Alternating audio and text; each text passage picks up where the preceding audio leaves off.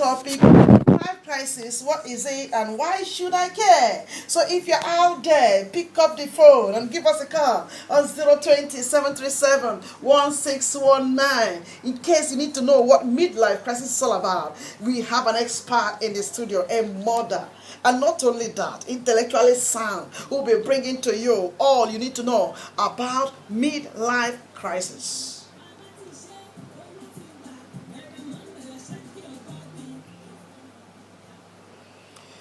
Well, we are starting, and I just want to let you know that midlife crisis is a transition experienced by many people somewhere at the middle of their lives. Sometimes this crisis can be triggered by changes in their lives such as andropause or menopause, the death of parents or other causes of grief, unemployment or underemployment, etc., etc.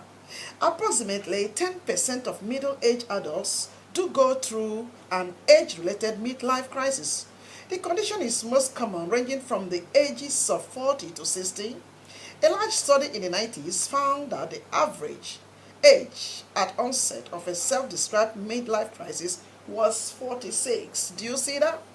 So today, we have a professional, a psychologist, in the studio to explain to our listener what this is all about. Now, a little bit to our guest today, knowing or getting to know her. Our guest is no other person but Her Excellency Professor Ruthie C. Rono.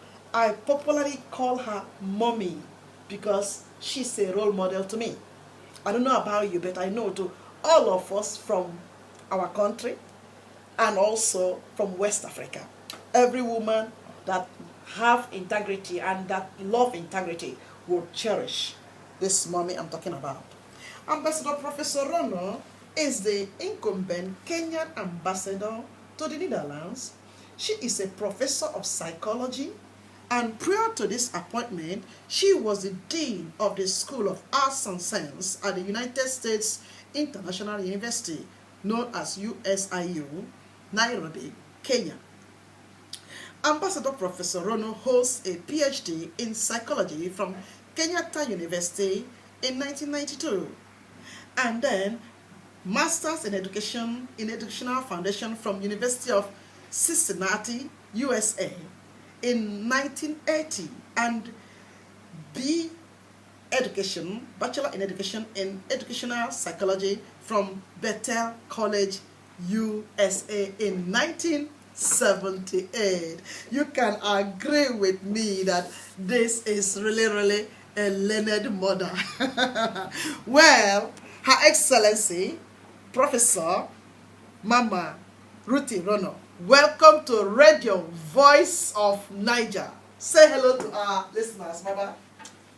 Thank you. It's a good opportunity to be here in the studio today, and thanks, Ma, for the invitation. And good morning, listeners. I'm looking forward to an interesting discussion with you this morning. Mm-hmm. You heard it by yourself. So, Her Excellency, Ambassador, what exactly do they mean by midlife crisis, and when does it begin? Midlife crisis is a psychological term that was coined in 1965 by a psychologist called Elliot Chucks that described the period or the age at which we recognize our mortality, and that is also characterized by changes that we experience that makes us realize that we are actually getting old. And according to a well-known psychologist called Erik Erikson, this phenomenon of midlife crisis occurs at the stage that he calls generativity versus stagnation, which is an age where we are supposed to be engaging in a lot of activities to build ourselves and our future generation, our children, and an age where we should be productive, and the failure of realizing that productivity leads us to feel that we are stagnated. So as a result of that, we experience some psychological discomfort that was described therefore as a midlife crisis. And this period basically ranges between the age of 40 to 60. But as you know, each one of us is an individual. Yeah. For some people may experience it early at age 40. Mm-hmm. Some people may experience it much later on. Some people may not experience it. Okay. Mainly, why? Because it also depends on our psychological stability. If you have experienced problems, psychological problems before, then it is very likely that you might experience more severe midlife crisis. So, Excellency, what are you trying to say? You said, if somebody have experienced problems before, is likely to experience midlife crisis? Is that what you are saying? I'm saying that the high likelihood, the tendency to have that the midlife crisis severely is more common with people who have had problems in their lives, like people who have had failed relationships, or people who have had trauma, abuse, people who have been abandoned, for example, people who have had problems in their marital relationship, or people who have failed in life. When they reach that age, there is a high tendency they would experience a midlife crisis. So really, not everybody experiences midlife crisis. Some people do mild midlife crisis. Some people may have more pronounced midlife crisis. Then, if that is the case, from the African perspective, where women go through lots of trauma and what have you, some have failed marriages. So, does it mean that those people will face lots of midlife crisis? Or are they also facing it ignorantly, without even knowing? They may face certain aspects of it, but we as Africans, I think, have a very good social life. Okay. We have a strong family, extended family relationships, Mm-hmm. and sometimes, as we actually don't appreciate it, this kind of lifestyle protects us from experiencing extreme social isolation, for example. Yes. So even though women may have experienced difficult family life, for example, Yes. the extended family does provide a support that mediates between having extreme experiences. But having said that, some of the manifestations of this are things like menopause. And many African women may not even know they are going through menopause. They may be having problems which are really menopause related, which can compound their problems, thus making this stage of development more problematic. Wow, wow, wow. Whoever is out there, you are listening to us, you may give us a call in case you want to react on 020-737-1619. Professor Ambassador Ruti Rono of Kenya is in the studio live discussing on this important topic, midlife crisis, and what you need to know about it. Wow. Her Excellency, you made mention about women going through menopause and not even being maybe victims to midlife crisis. But you also can agree with me that the discussions on menopause are like a little bit secretive in the African context. So how would we now make these women, how would we help to let them know that what they are going through as a result of menopause can result to a midlife crisis if discussions like this are not being held? I think it all begins with the whole issue of discussing sexual issues in the African communities. We are bashful, we are kind of like shy to discuss sexual issues openly, and menopause has some sexual aspects to it. And generally, most women who may not be well informed with the biological mechanisms of the body may not understand that the hot flashes they're experiencing, the mood swings they may be experiencing, and many other symptoms of menopause is a biological process. Yes. And because they don't understand it's a biological process, it then leads to the creation of psychological mechanisms to cope with it. And sometimes these coping mechanisms may interfere, for example, with their relationships with their husbands, for example. Their moodiness, they may interfere with the way they relate with their children. Yes. So a biological process can lead to social and psychological process without the woman knowing Yes. that really it is a normal biological process to go Yes. through menopause. Yes. And there are ways of overcoming it, but because of lack of knowledge, they suffer Yes. in silence. So Yes. it's important to raise awareness among African women about the fact that menopause is normal. Yes. It's a physiological process Yes. that is occurring through the changes due to aging. Yes. And you can, when you understand it, you are able to deal with it. You are able, for example, to dress lightly. You are, able to take certain medication Yes. to make it less Yes. severe, Yes. and therefore balance your hormones, Wow. making you much more happier and more relaxed. Yes. Yes. Oh my God, you are blowing my mind. I think, Her Excellency, Mommy, we are going to talk on that in the next when you have a little bit opportunity. Now, I want us to talk about when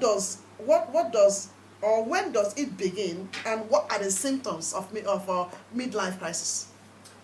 Like I've indicated, it begins mainly when we realize, for example, that we are not as very strong and very virile as we used to be. For example, it begins when we realize that, for men, their hair is balding, or we are developing gray hairs, for example, or we realize that we're gaining weight on and on without, without control, for Yes. example. Yes. And so aging, the symptoms of aging catches us unawares. And then we begin to look at our accomplishments. Where am I? Have I accomplished what I wanted to do? Wow. I'm growing old. I'm not young anymore. Yes. Have I done the things that I set out to do? Yes. And if I have, then I will be very happy. I will be more, comfortable. I won't be so much stressed over it. Yes. But if I have so much to do, so much to achieve, or if I feel that my age mates have really gone very far and I'm so much left behind, Yes. in terms of my development of myself and my family and my accomplishments, then very often we begin to feel inferior, we begin to feel unaccomplished, and then that is when now we try to compensate by engaging in behavior to try to cover up or to make up for what we are missing. For example, you may realize that you have not really done well, you have not got the promotion that you wanted. So you begin to put so much work, time into your work, or you begin to lobby and look for ways to advance your career because you feel that time has run out for you. Yes. When it comes to your children, you may feel your children have not really done as well as you would like them to do. So very often you want to push them, you want to put a lot of pressure on them to perform, and sometimes our children at this age may be in their adolescence years and they don't like it. Yeah. So it creates now friction between you as a parent and your children because you are pushing them too hard. Also, in terms of physical appearance, you may want to see how you can groom yourself to look much better. Although we say in the African context, we are not so much concerned about whether we have grown big and fat or whether our hair is gray or not. Yeah. But in the modern African woman, these are some of the things that we are beginning to be more concerned about. Exactly. So we begin to look for ways to look younger, to dress better, to dress younger. And therefore, the behaviors that you see very often are a means to try and compensate, to make up for the time that we have lost or for the achievements that we have lost.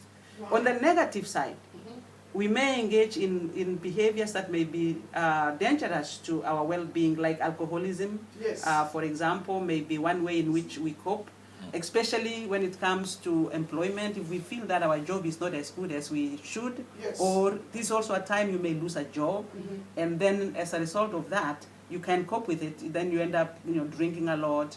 Or for men, it's very easy for them to think that, the youth, the feeling of youth can be regained by maybe having younger women, Yes. friends and partners. And so there are a whole host of negative behaviors that we may engage in an attempt to comfort ourselves unconsciously, to be at peace with ourselves, regardless of what we've just realized, that we are not young anymore, or maybe we are not as successful as we think we are making ourselves to be, Yeah. or to make up for a job that we have lost, or the promotion we have not attained. So drinking, having younger women, for example, for men, women going out of their way to shop for expensive things if they can afford, swinging moods where we quarrel everybody inside because we are angry with ourselves. So some of the behaviors are like that. But like I said again, if you have a loving family, you have got friends who support you, some of these problems can easily be overcome. Wow, my God. So these are the symptoms. They feel inferior. They feel that they have failed.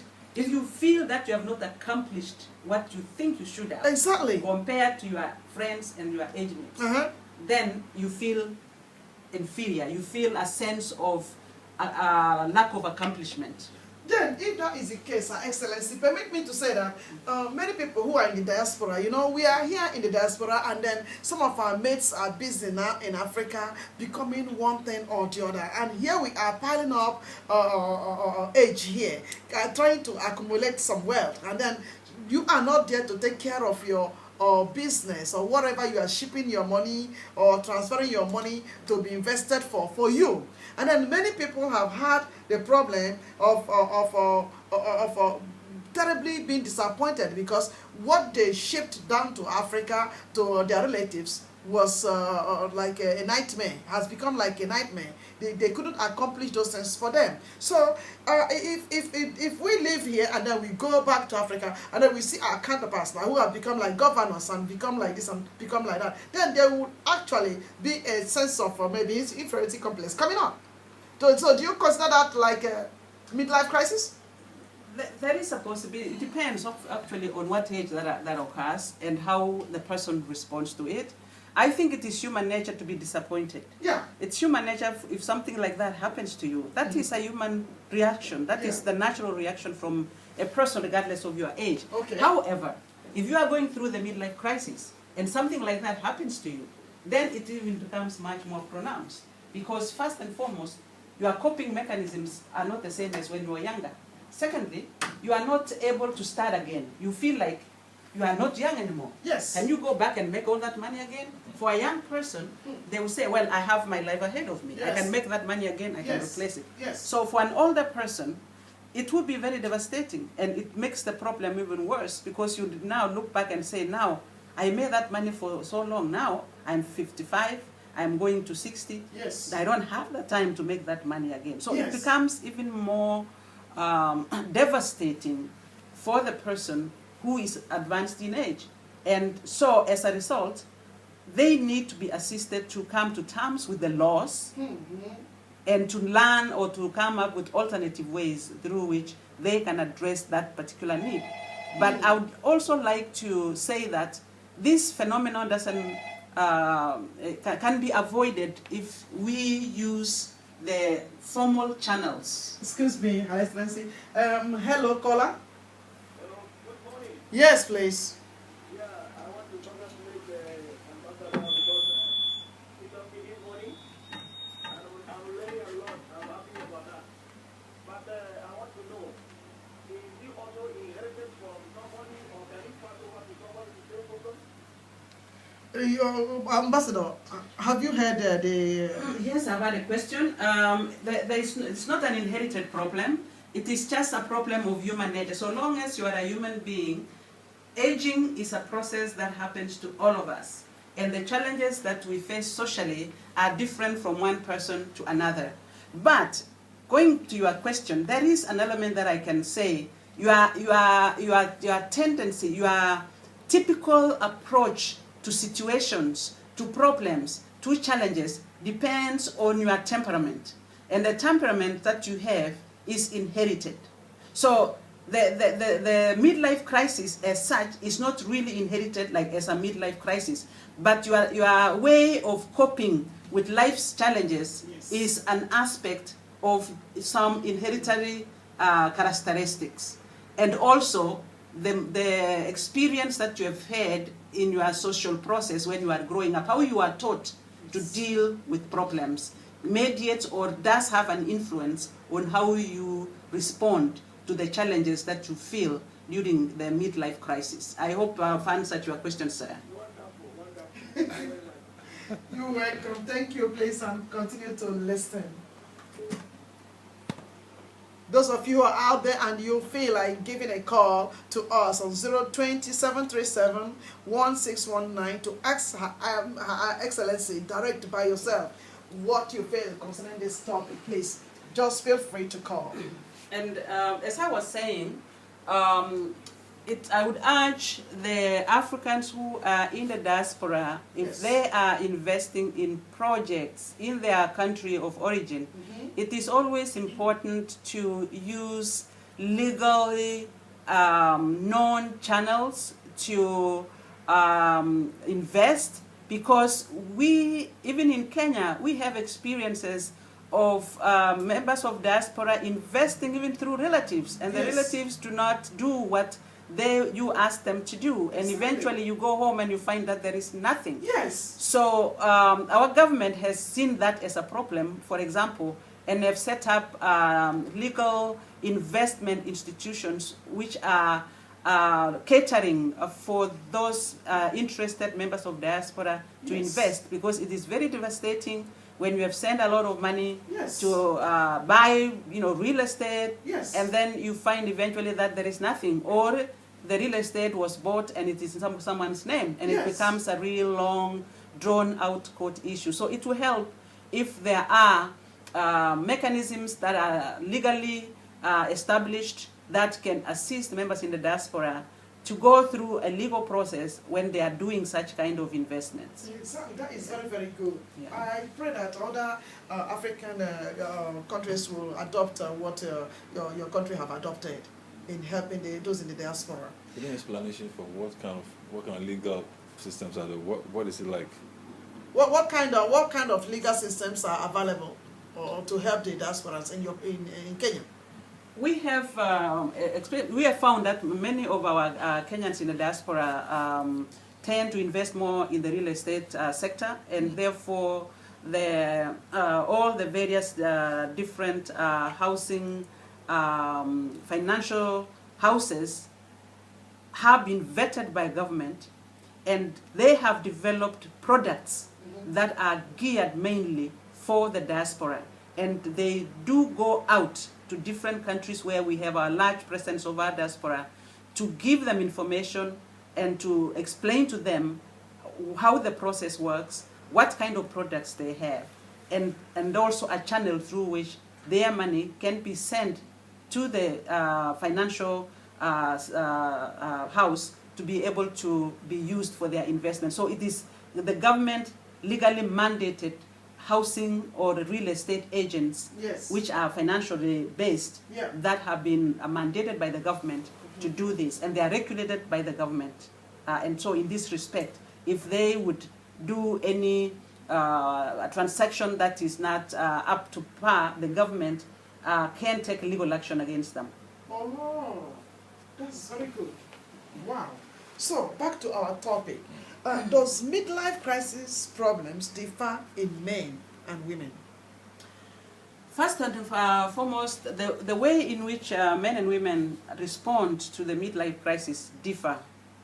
This is because, for example, men are more physically oriented, and men like to be macho, to show that they are strong, that they are the leaders of their families, and so most of the time the mechanisms through which they cope is to actually show the world that they are these big people. Oh, So they probably would work towards acquiring property that will then show that they are actually very powerful people, Okay. or in some cases like I said, in the extreme negative way. They get the best young woman to marry, for example. Yeah. Or for the elite, they can buy the modern car. Wow. Those who can afford to do that. Yeah. For the simple person who may not be economically exposed, they may engage in such behaviors like, going on a drinking spree, for example, marrying a second, third wife, in the village, as a way of showing that they're important people. For women tend to be more relationship oriented. Okay. And very socially oriented. So they will engage in behavior that makes them stand out socially. Either buy that nice new designer outfit, for example, or in some cases, boast about the achievements of their children to their friends. For example, on the extreme, economically endowed, buy products that nobody else buys and brag about them. So it's a sense of trying to show that you are still important, you still have it, Yeah, that you are not aging, that you are not, becoming an old, grandmother for that matter, or that you still have influence. But Ambassador, Mommy, how does that? Because you know why I'm laughing. I'm wondering because the way you are really demonstrating the whole thing. But how does that now become a crisis if somebody is trying to look younger than her age or look modernized? How does that become a crisis? Let me say this: you may find a woman taking all her income and buying very expensive things when she cannot put food on the table. Okay. When she can forego lunch, for example, Yeah. just to have that one item, Yeah. because it's very important for her status among her friends. Yes. For example, okay? Yes. Yeah. So how would an average African woman who cannot afford all of these designers clothes and designers shoes, how then would they cope up with this crisis? Or do they not have it? Oh, they do, but in their own way. In their own way. In Kenya, for example, women have what we call women groups. Yeah. In those women groups, you should listen to the kind of things that women talk about. Every woman will want to show how much they harvested, for example, more than another one. Yeah. How well their son or their daughter is doing. Those are the things that women will brag about. The boast, The boasting, the bragging about things. But at that local level, like I said, it is easy not to get into this negativity because the life at the local level, you have a lot of support, you have a lot of extended family, you are loved, you don't wake up alone. So women at the rural level do not manifest these characteristics in the extreme sense because their life is surrounded by all sorts of activities that are communal. They are surrounded by extended family members. Yes. So they don't get so much entrapped into the negative aspects of the midlife crisis. They may realize that they may not be as strong as they were before. They may be having these problems with the menopause, for example. Yes. They may be moody, for example. Yes. But most rural women do not engage in extreme negative behavior as a result of midlife crisis because of the nature of the social communal life at the rural level. It is mainly the middle class and those who are well endowed financially who tend to engage in some of these negative. And it is basically because midlife crisis is really a Western invention. Okay. And it is a Western invention. And since we have caught up in our lifestyles, for example, in Western ways of living, we have adopted Western standards of beauty, for example, exactly. and Western standards of plenty, Yes. then we are definitely therefore subscribe to those status symptoms, status symbols that are common with Western society. And that is why at that level, you can see the kind of things I'm talking about. Wow.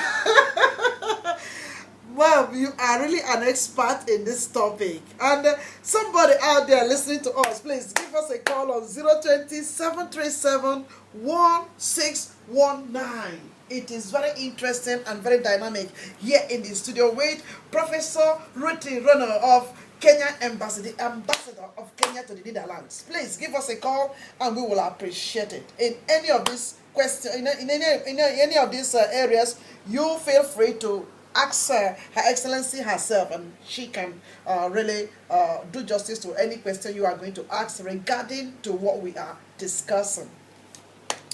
So, have you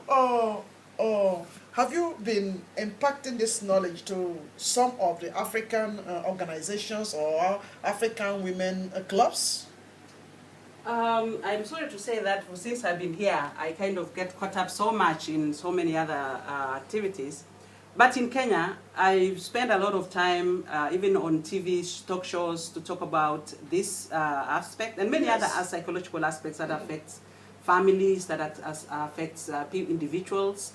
And I also teach, I used to teach this in the university, and have outreach programs, and also give therapy to those who may have problems coping with this. So it's something that we have to keep doing, raising awareness among people, among women, among men, so that they understand what is going on in their bodies, so that they know how to respond in a positive way to their physiological symptoms that they may be experiencing. Exactly. Yeah. So the proponents of this midlife crisis terminology, do they now see every rich man in this within this age group that tries to or maybe buy many cars or try to drink, not into alcoholism? Do they now, are they trying to